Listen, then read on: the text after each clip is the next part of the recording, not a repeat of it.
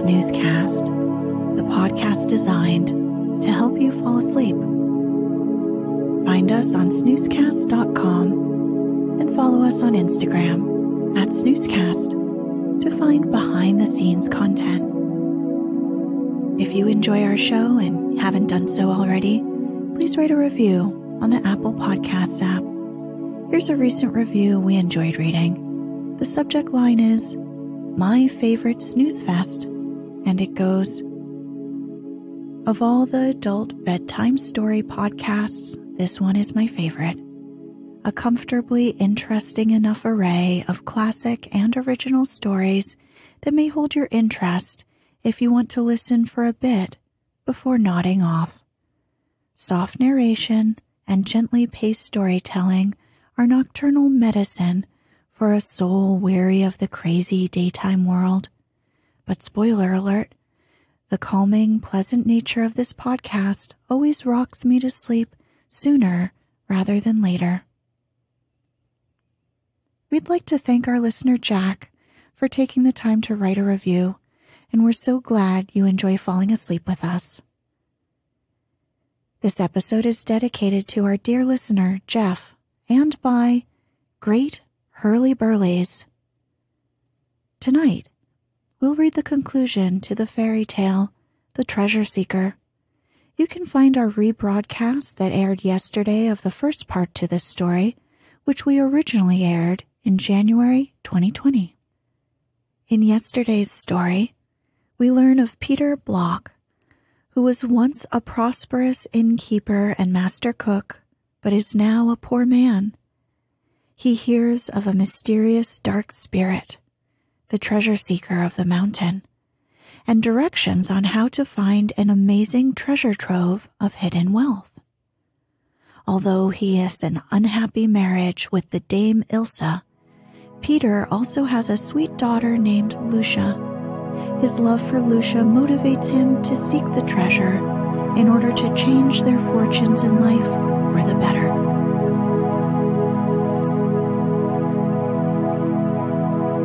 Let's get cozy. Close your eyes. Relax your body into the softness of your bed.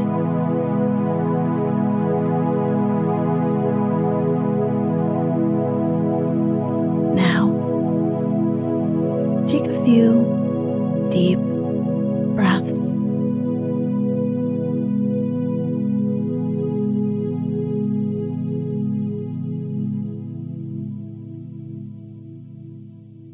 As soon as it was light, the neighbors searched every corner of the house again and examined every nail in the wall and every beam, but, luckily, no one found Master Peter. After that, they went out with long poles to fish in every ditch and pond, but they found nothing. And then Dame Ilsa gave up the idea of ever seeing her husband again. She very soon consoled herself, however, only wondering how the sacks of corn were to be carried to the mill in future if he weren't around. She decided to buy a strong donkey to do the work, and, having chosen one, and after some bargaining with the owner as to its price, she went to the cupboard in the wall to fetch the money. But what was her surprise when she found that every shelf lay empty and bare before her. For a moment she stood bewildered, then broke into such frightful ravings that Lucia ran to her in alarm. But as soon as she heard of the disappearance of the money, she was heartily glad, and no longer feared that her father had come to any harm, but understood that he must have gone out into the world to seek his fortune in some new way. About a month after this, someone knocked at Dame Ilsa's door one day, and she went to see if it was a customer for a meal. But in stepped a handsome young man, dressed like a duke's son, who greeted her respectfully and asked after her pretty daughter as if he were an old friend, though she could not remember having ever set eyes upon him before. However, she invited him to step into the house and be seated while he unfolded his business. With a great air of mystery, he begged permission to speak to the fair Lucia, of whose skill in needlework he had heard so much, as he had a commission to give her. Dame Ilse had her own opinion as to what kind of commission it was likely to be, brought by a young stranger to a pretty maiden. However, as the meeting would be under her own eye, she made no objection, but called to her industrious daughter, who left off working and came. But when she saw the stranger, she stopped short, blushing and casting down her eyes. He looked at her fondly and took her hand, which she tried to draw away, crying, "Ah, Friedlin, why are you here? I thought you were 100 miles away. Have you come to grieve me again?" "No, dearest girl," answered he. "I am come to complete your happiness and my own. Since we last met, my fortune has utterly changed. I'm no longer the poor vagabond that I was then. My rich uncle has died, leaving me money and goods in plenty, so that I dare to present myself to your mother as a suitor for your hand. That I love you, I know well. If you can love me, I am indeed a happy man."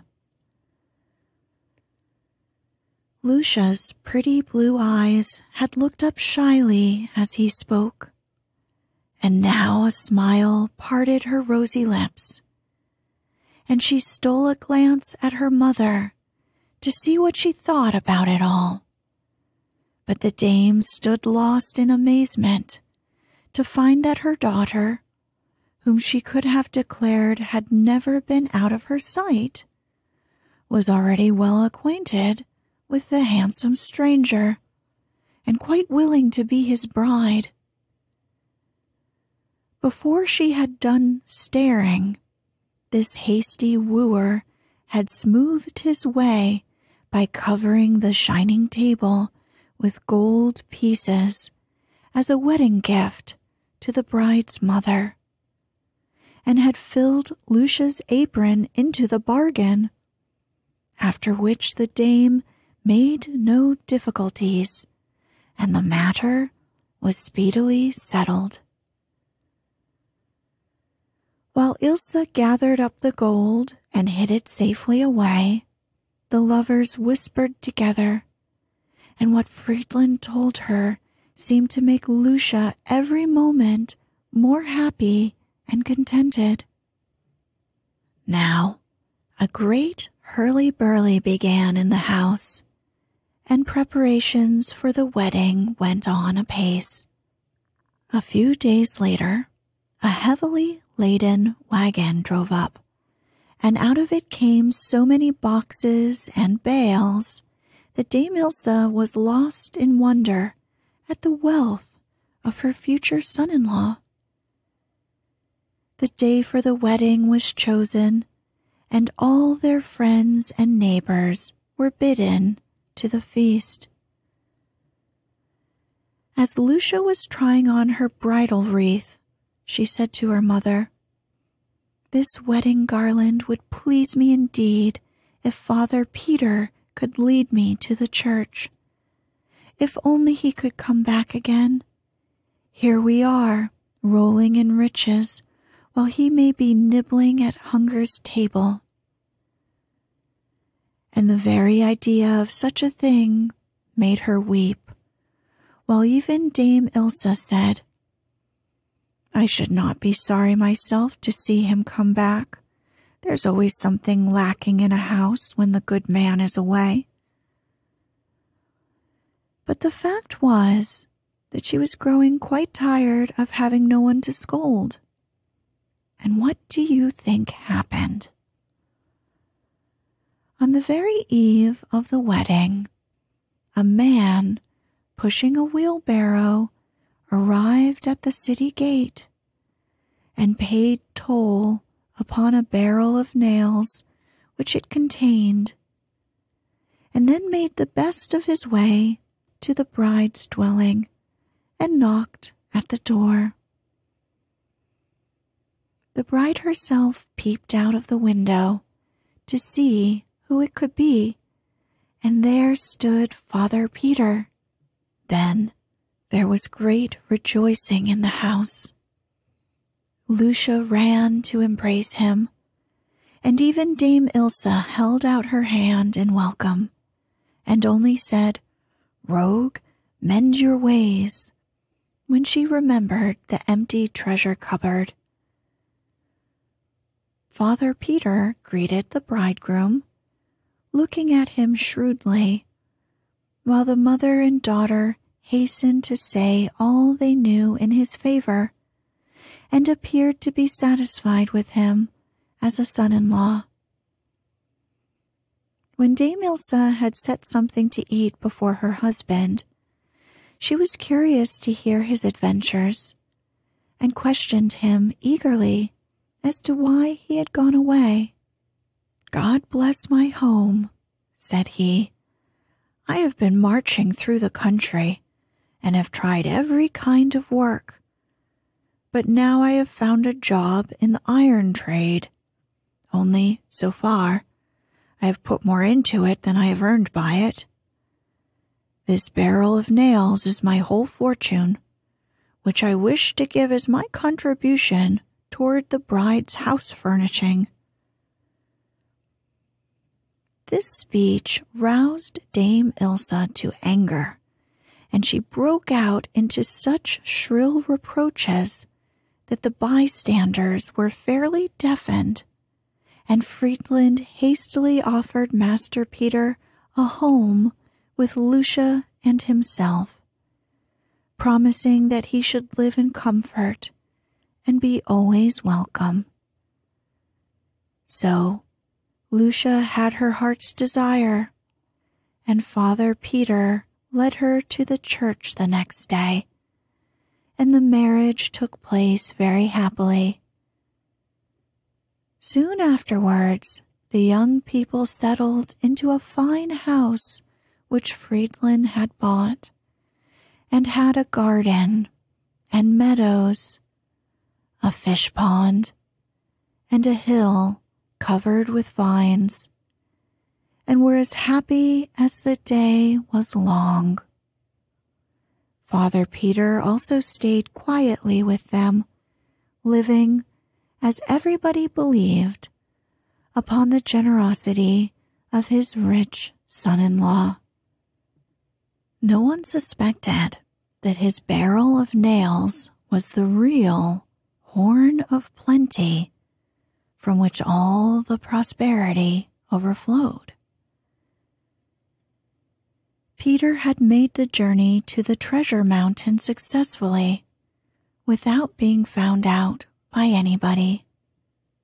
He had enjoyed himself, by the way, and taken his own time, until he actually reached the little brook in the valley, which it had cost him some trouble to find. Then he pressed on eagerly, and soon came to the little hollow in the wood. Down he went, burrowing like a mole into the earth. The magic root did its work, and at last the treasure lay before his eyes. You may imagine how happily Peter filled his sack with as much gold as he could carry, and how he staggered up the 77 steps with a heart full of hope and delight.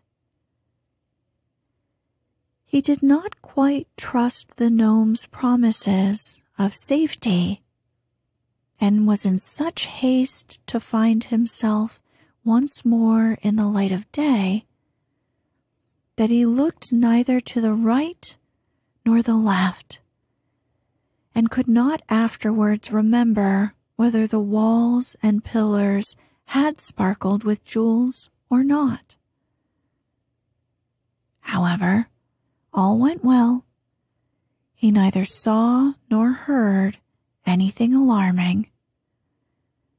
The only thing that happened was that the great iron-barred door shut with a crash as soon as he was fairly outside it. And then he remembered that he had left the magic root behind him, so he could not go back for another load of treasure.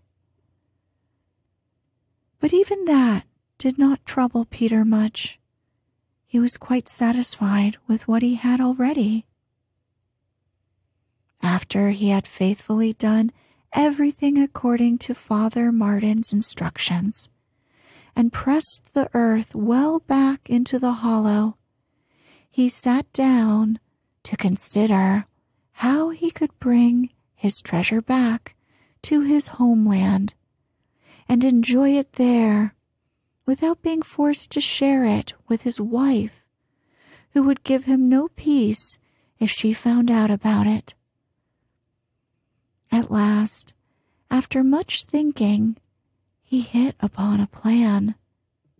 He carried his sack to the nearest village, and there bought a wheelbarrow, a strong barrel, and a quantity of nails.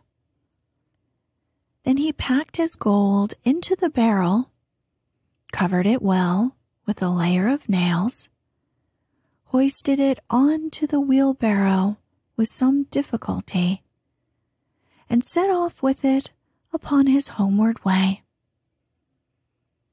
At one place upon the road he met a handsome young man who seemed by his downcast air to be in some great trouble. Father Peter, who wished everybody to be as happy as he was himself, greeted him cheerfully and asked where he was going, to which he answered sadly, "Into the wide world, good father, or out of it, wherever my feet may chance to carry me." "Why out of it?" said Peter. "What has the world been doing to you?" "It has done nothing to me, nor I to it," he replied. "Nevertheless, there is not anything left in it for me." Father Peter did his best to cheer the young man up, and invited him to sup with him at the first inn they came to, thinking that perhaps hunger and poverty were causing the stranger's trouble.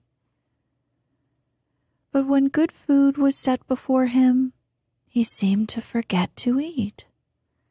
So Peter perceived that what ailed his guest was sorrow of heart, and asked him kindly to tell him his story. "What is the point, father?" said he. "You can give me neither help nor comfort." "Who knows?" answered Master Peter. "I might be able to do something for you. Often enough in life, help comes to us from the most unexpected quarter." The young man, thus encouraged, began his tale. "I am," said he, "a crossbowman in the service of a noble count, in whose castle I was brought up. Not long ago my master went on a journey, and brought back with him, amongst other treasures, the portrait of a fair maiden, so sweet and lovely that I lost my heart at first sight of it, and could think of nothing but how I might seek her out and marry her. The Count had told me her name and where she lived, but laughed at my love, and absolutely refused to give me leave to go in search of her, so I was forced to run away from the castle by night. I soon reached the little town where the maiden dwelt, but there fresh difficulties awaited me. She lived under the care of her mother, who was so severe that she was never allowed to look out of the window or set her foot outside the door alone, and how to make friends with her I did not know. But at last I dressed myself as an old woman and knocked boldly at her door. The lovely maiden herself opened it, and so charmed me that I came near forgetting my disguise. But I soon recovered my wits and begged her to work a fine tablecloth for me, for she is reported to be the best needlewoman in all the country round. Now, I was free to go and see her often under the presence of seeing how the work was going, and one day, when her mother had gone to the town, I ventured to throw off my disguise and tell her of my love. She was startled at first, but I persuaded her to listen to me, and I soon saw that I was not displeasing to her, though she scolded me gently for my disobedience to my master and my deceit in disguising myself. But when I begged her to marry me, she told me sadly that her mother would scorn a penniless wooer, and implored me to go away at once, lest trouble should fall upon her. Bitter as it was to me, I was forced to go when she bade me, and I have wandered about ever since, with grief gnawing at my heart. For how can a masterless man, without money or goods, ever hope to win the lovely Lucia? Master Peter, who had been listening attentively, pricked up his ears at the sound of his daughter's name, and very soon found out that it was indeed with her that this young man was so deeply in love. "Your story is strange indeed," said he, "but where is the father of this maiden? Why do you not ask him for her hand? He might well take your part, and be glad to have you for his son-in-law." "Alas," said the young man, "her father is a wandering good-for-nothing, who has forsaken wife and child, and gone off, who knows where. The wife complains of him bitterly enough, and scolds my dear maiden when she takes her father's side." Father Peter was somewhat amused by this speech, but he liked the young man well, and saw that he was the very person he needed to enable him to enjoy his wealth in peace without being separated from his dear daughter.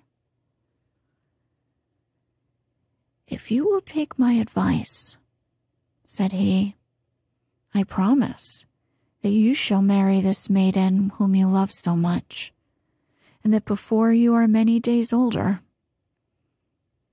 "Comrade," cried Friedlin indignantly, for he thought Peter did but jest with him, "it is ill done to mock at an unhappy man. You had better find someone else who will let himself be taken in with your fine promises." And up he sprang, and was going off hastily, when Master Peter caught him by the arm. "Stay, hothead," he cried. "It is no jest, and I am prepared to make good my words."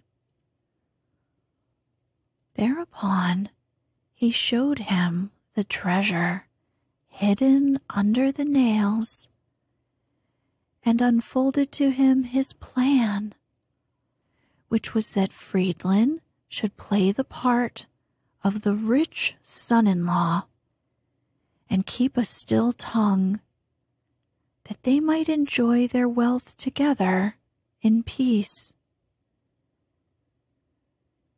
The young man was overjoyed at this sudden change in his fortunes, and did not know how to thank Father Peter for his generosity. They took the road again at dawn the next morning, and soon reached a town where Friedlin equipped himself as a gallant wooer should. Father Peter filled his pockets with gold for the wedding dowry, and agreed with him that when all was settled, he should secretly send him word that Peter might send off the wagon load of house plenishings with which the rich bridegroom was to make such a stir in the little town where the bride lived. As they parted, Father Peter's last commands to Friedlin were to guard well their secret, and not even to tell it to Lucia until she was his wife. Master Peter long enjoyed the profits of his journey to the mountain, and no rumor of it ever got abroad. In his old age, his prosperity was so great that he himself did not know how rich he was, but it was always supposed that the money was Friedlin's. For his part, Friedlin and his beloved wife Lucia lived in the greatest happiness and peace, and rose to great honor in the town. And to this day, when the citizens wish to describe a wealthy man, they say, "As rich as Peter Bloch's son-in-law."